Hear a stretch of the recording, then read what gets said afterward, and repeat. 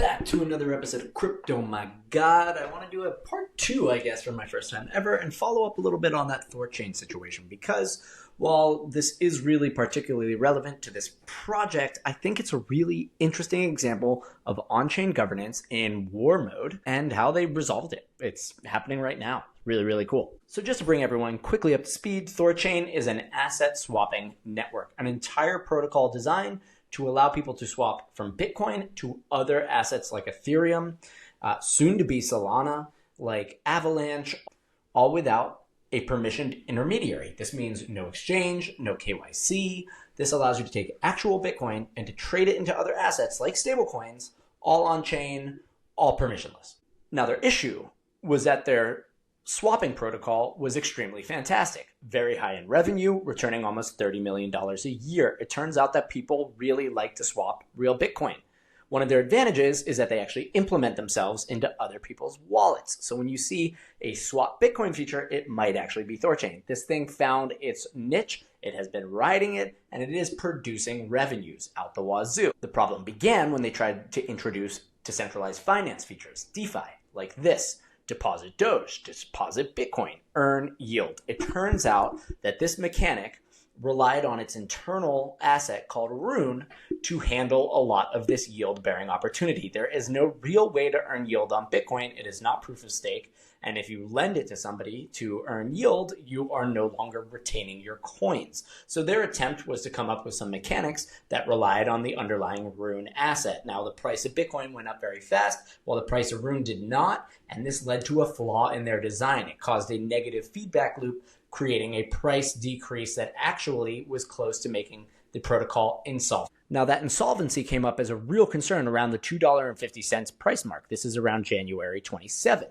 And this is when people on the chain started to realize that this negative flywheel might kick off and that they had to do something about it. So what ended up happening was they created a chain halt. Now, the way this network operates is that there are a bunch of people who operate nodes. A node stores all of the value of the assets, which could be Bitcoin, which could be Doge, which could be Avalanche. It's a variety of assets. And they have to back it with 3 times that value worth of Rune, the native asset. This is an over-collateralized play for safety. Now, everyone that operates a node gets to vote on how the network upgrades. So there is no longer a central team anymore. Everything has to be discussed out in the open and voted on in a very democratic way if they want to update things. However, to pause the chain, any one of these nodes has the ability to pause a specific component. Just in case one of them happens to witness some sort of exploit or something going out of whack, they all have the ability to pause it, right? This is a safety mechanic. Now, everyone else can come in and they can look at this and say, yeah, we don't like that pause, we're overriding you, or we're sustaining it. This is, again, governance mechanics. And this pause happened to come in play because they were saying, hey, if we don't kill this lending feature or if we don't isolate this bad debt, the whole chain is going to go down and we need to figure something out about that. So that kicks off an entire conversation about what's to be done. Of course, the swapping features, which are on the primitive layer, the very base core of this, are actually left open. They did not pause. They kept swapping. So as everything continues to happen, the chain swaps, the function continues, the revenue continues to flow. But these DeFi features, they get isolated and they get compressed. And now everybody in the community starts throwing in opinions and giving some feedback and tossing proposals into the group chat. Somebody of note, this guy is called the Thorchain Bull. He's shortened it to TCB, but he's been one of the biggest voices on X about Thorchain itself. Definitely one of the biggest investors. And he made multi-million-dollar bets on this thing, both in the past and during this occurrence. He comes out in the middle of everything. The conversations are happening. And he says, as always, I'm not going to start by bullshitting at everyone. The grass isn't really green right now. We just had a call with 9R to discuss the proposals. 9R is 9 Realms. They're one of the developing teams that contributes to the protocols. Now, in a decentralized protocol, there are only contributors. There's no owners. There's no core operators. There's just people that volunteer their time to help grow the protocol, hopefully in return for tokens, rewards, things of that nature. That's how these things monetize themselves. Now, Thorchain Bull comes out, and he's been very pragmatic against JP Thor, the founder of the chain, who had some ideas. Thorchain Bull comes out and he says, let's isolate that bad debt. Let's just make them lose, right? Let's save the whole chain. A couple people lose big. We'll figure it out. This begins to get sort of debated. And lo and behold, we get a variety of proposals. A new one that comes out is called Prop 6. And this is interesting because Aaluxx, I don't even really know how to pronounce him. He is actually the founder of what's called Maya Protocol, which is a fork of the Thorchain protocol. Basically, they saw Thorchain, they thought it's really, really cool, but there's some tweaks that they would like to make, and they built themselves a copy of the chain. This is something that anyone can do.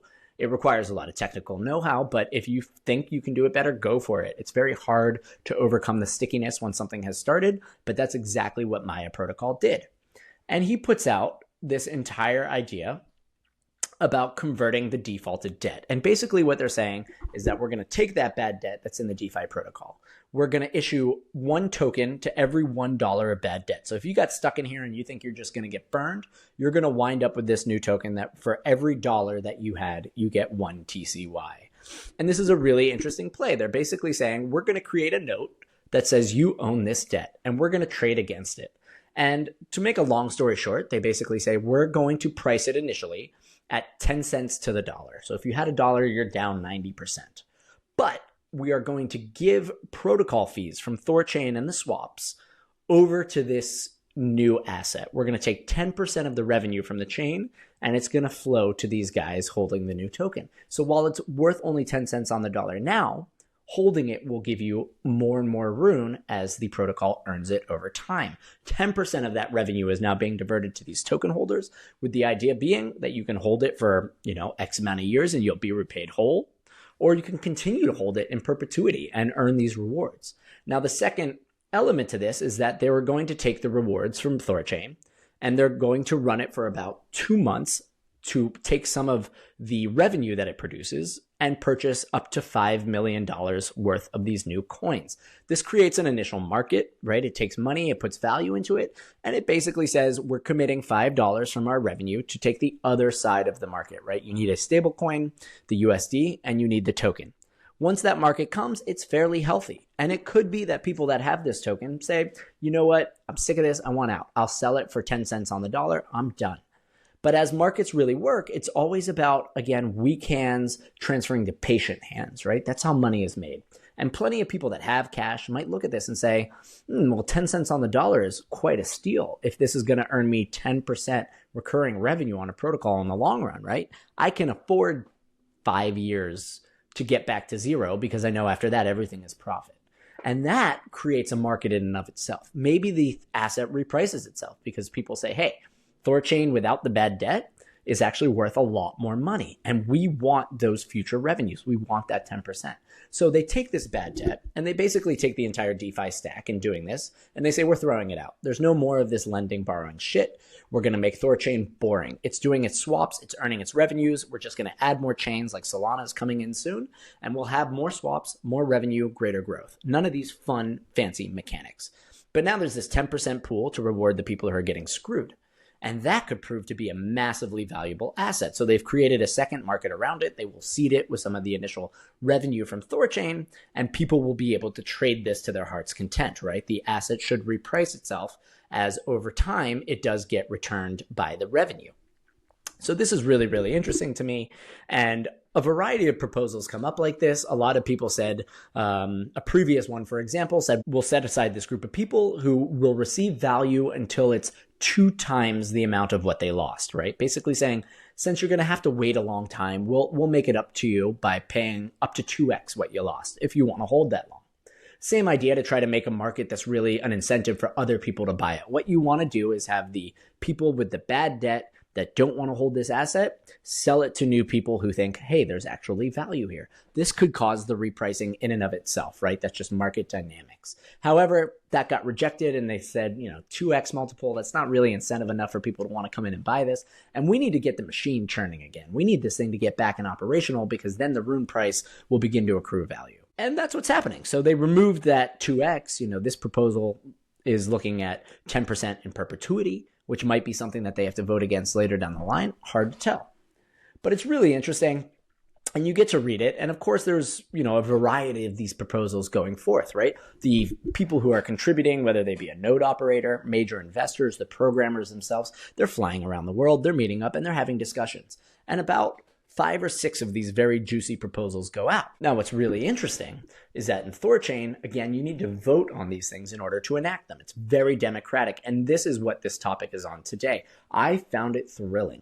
while I hold rune and it was going down and it sucked, guys. Like basically a lot of people capitulated and they were like, I'm over this. There's too much drama.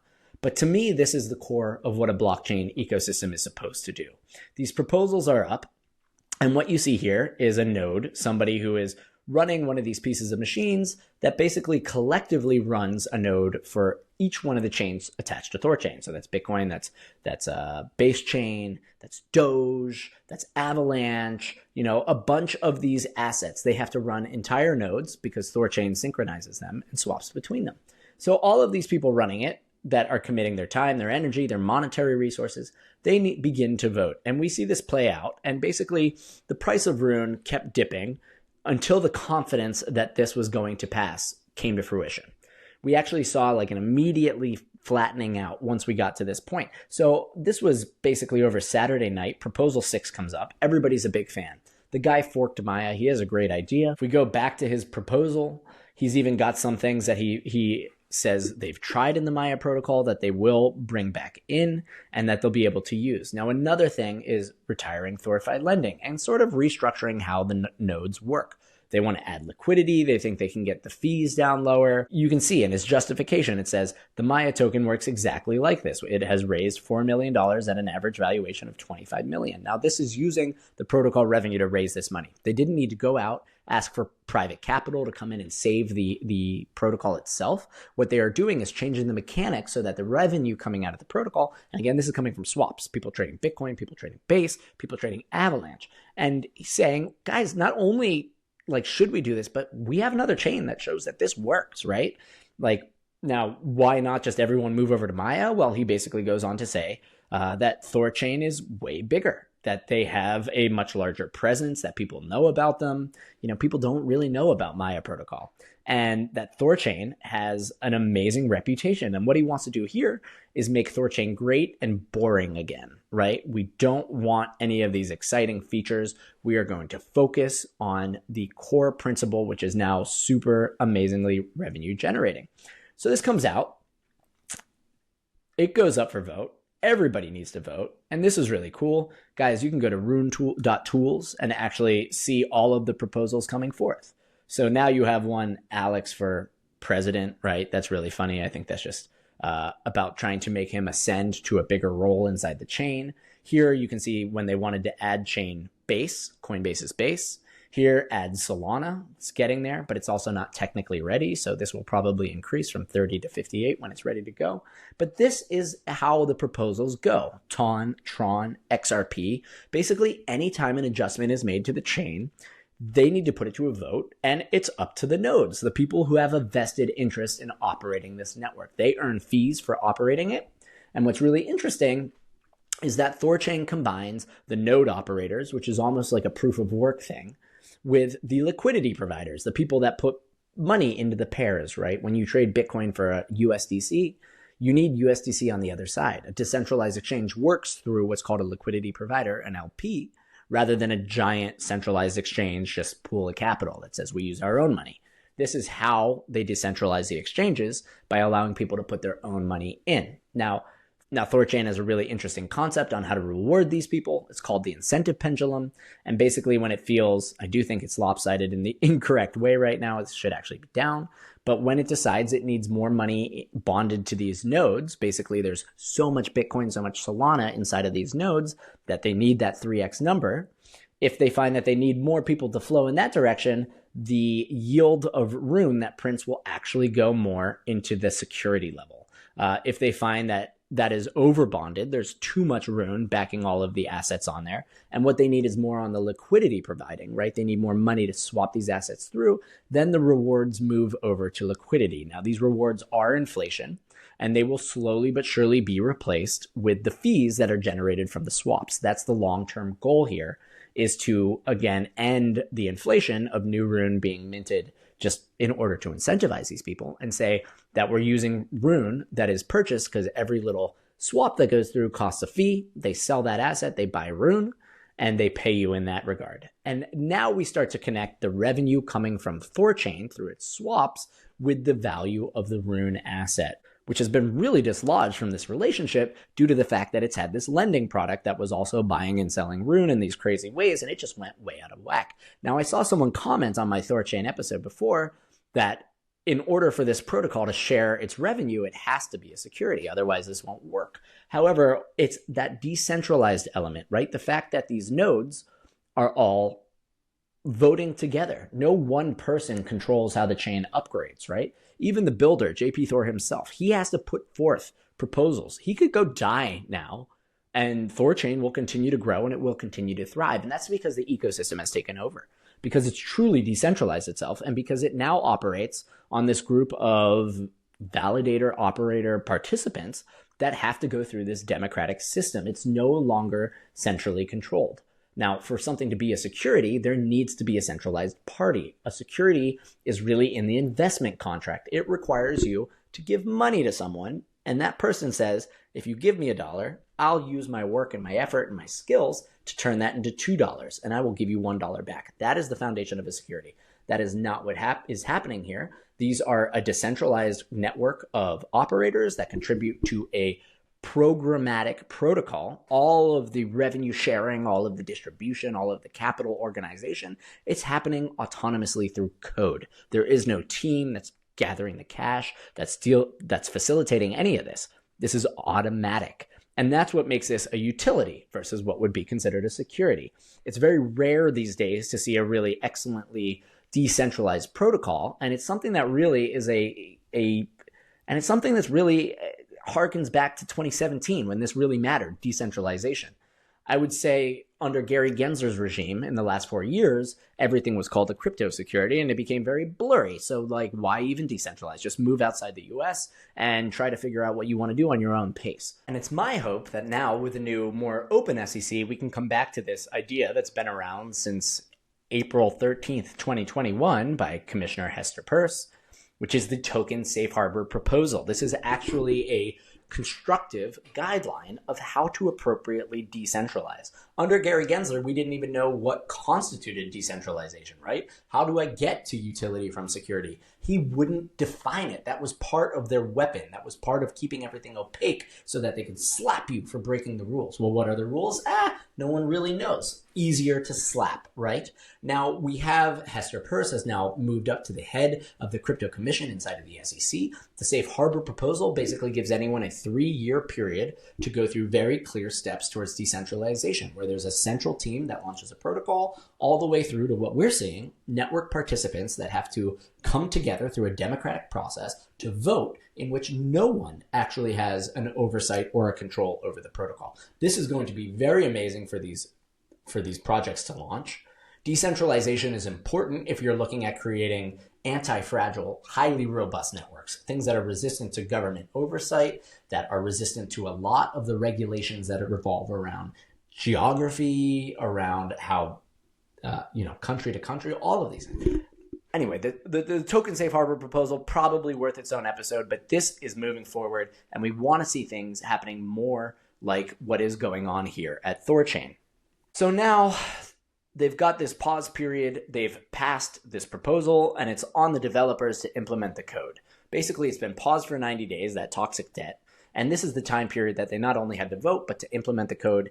And then when the code is implemented, they will have to vote again, right? There will be an implementation. Basically, they put it forth, and once enough nodes, that 58 threshold crosses, it will automatically update across all of the servers that operate the network. So by the time the real bottom here was actually just below $1, it was like 90 cents. I was looking at this. And that was a really interesting viewpoint, right? A lot of people had just exited their positions. They threw up their hands. They said, I can't take the drama. But other people looked at it and they said, well, the bad debt's gone. And I really like what this protocol does. And if they can actually pull this off, this is maybe the investment of a lifetime. So this is really interesting. Of course, there will now be 2 tokens. There's going to be Rune, which is used to power both the security of the nodes that store all of the Bitcoin and all the crypto assets, and Rune that also acts as a liquidity layer for people to pair assets against, like Bitcoin Rune, Solana Rune, Base Rune, Tron Rune. And aside from Rune, which is, again, the central liquidity layer of the ecosystem, there will now be TCY, an asset that receives in perpetuity 10% of the Rune revenue. So if you hold the TCY, it will just consistently mint Rune forever, well, until they vote to shut it off. This could be a very useful asset for major players in traditional finance. Anyone that sees Rune as a really amazing revenue generating possibility, they'll be able to have something that just literally produces more and more of it. So this is a really fascinating outcome. It's been an aggressive weekend. There was a lot of people involved that did not get any sleep. And of course, this went from an explosive sort of end time kind of thing for the protocol all the way to a new hope. It's kind of just like in Star Wars, now I think about it, the end of an empire and a collapse, and the revival with Luke and the new Jedi. Now, after all of that, some of the developers have come out, and there was a lot of angst over the weekend, and you've got Pluto from Nine Realms, one of the major contributors, and he says, you have no idea how motivated I am to win. After seeing our competitors dancing on our grave, coming inches from death, something has changed. We've been given a second chance, third, fourth. There were exploits. Again, they manage many chains, so there's a lot of places to attack, and we're not going to squander it. Now, one of the parts I forgot to mention in the proposal that has been adopted is creating a council of advisors, so 2 people that do the back end, right, the node and infrastructure, 2 people that do the front end, which is like the websites and how everything integrates, and 2 major investors that just have a voice on how things should move. This is not a centralizing feature. Anything that this commission does is required to pass a vote by all of the node operators, but it is useful to have some voices to say, hey, like, we're steering the ship. Of course, in true decentralization, that panel is able to shift. In any DAO, they will need to be voted into their positions, and those votes can be removed. So this is a really interesting element of a DAO, a decentralized autonomous organization. They're not very autonomous, but anyway, we use that terminology anyway. So it's been a wild time, guys. And I mean, even though it had so much downside and so much stress and just angst, like, to see decentralized governance in action is always a treat. And to watch it in wartime mode and to watch everyone come together, right, to rally around Proposal 6, and there was a lot of debate on X and Discord all over the place about what is the ups and the downs, but all of that politicking led to people to go 1, 2, 3, 4, 5, right? And they come in, and eventually we cross the threshold of 58, and it just goes green, and it signals that it's active and that we can all move forward to rebuilding something great. This is, again, displaying the anti-fragility of decentralization.